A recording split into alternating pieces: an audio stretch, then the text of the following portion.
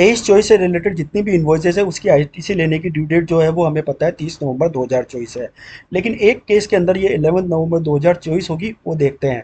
सबसे पहले 30 नवंबर 2024 कौन सी इन्वॉइसेस के लिए है? ऐसी इन्वॉइसेस जो आपके टू बी में दिख रही है लेकिन आपने बुक्स में अभी तक उसको एंटर नहीं किया है। इस केस में तो आप क्या है कि 21 नवंबर, 22 नवंबर, 23 नवंबर, 24 नवंबर कभी भी अपने बुक्स में एंटर कर लीजिए और 30 नवंबर को अपनी जीएसटी 3B फाइल करते टाइम इन इन्वॉइसेस को कंसिडर कर लीजिए फॉर आईटीसी, क्योंकि ये जीएसटी 2B में भी दिख रही है और आपके बुक्स में भी दिखने लगी। लेकिन ऐसी इन्वॉइसेस जिसकी जीएसटी 2B में अभी तक नहीं दिखी है उसकी ड्यू डेट जो है वो 11 नवंबर होगी। सबसे पहले समझते हैं कि ये कैसे। फ्रेंड्स, जीएसटी 3B जो हम 30 नवंबर या उसकी ओरिजिनल ड्यू डेट जो है 20 नवंबर, वो होगी अक्टूबर मंथ की। फ्रेंड्स, अक्टूबर मंथ की जो होगी उसका जो आईटीसी है वो हमको दिखेगा 14 नवंबर को। और 14 नवंबर को जीएसटी 2B में जो आईटीसी दिखने वाला है वो कौन से बेसिस पर होगा? ऐसे वेंडर जिन्होंने अपनी जीएसटी 1 फाइल की हो 11th को, या अगर वो क्यूआरएमपी में हो 13 नवंबर को।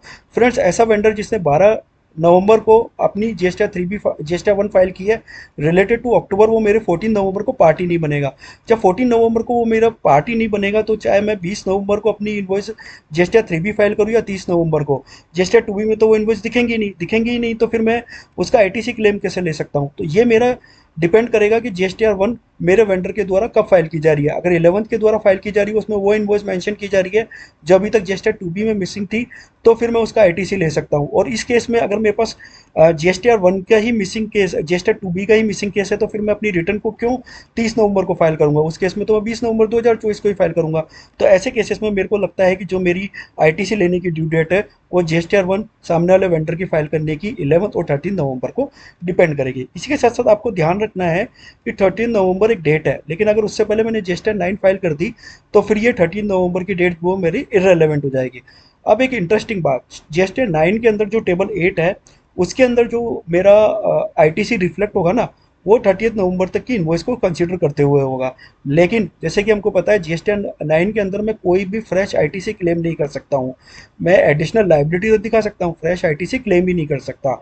तो भले ही किसी वेंडर ने मेरी 12 नवंबर को इन्वॉइसेस अपलोड करी, जीएसटी 1 फाइल करी जो कि रिलेटेड थी उसकी अक्टूबर मंथ की, और वो मेरे जीएसटी 9 में टेबल 8 में रिफ्लेक्ट भी हो रही है, तब भी मैं उसका आईटीसी क्लेम नहीं कर सकता। तो मेरे हम्बल ओपिनियन के हिसाब से जो आईटीसी क्लेम करने की ड्यू डेट है, ऐसी इन्वॉइसेज जो जीएसटी 2B में रिफ्लेक्ट नहीं हो रही है, वो सामने वाले वेंडर की जीएसटी फाइल रिटर्न फाइल करने की ड्यू डेट पर निर्भर करेगा जो अक्टूबर मंथ की है, और उसे लेटेस्ट बाय 11 नवंबर या 13 नवंबर तक फाइल करनी है। वीडियो अगर अच्छा लगा हो तो लाइक शेयर एंड सब्सक्राइब करें। टिल देन, जय हिंद, जय भारत, धन्यवाद।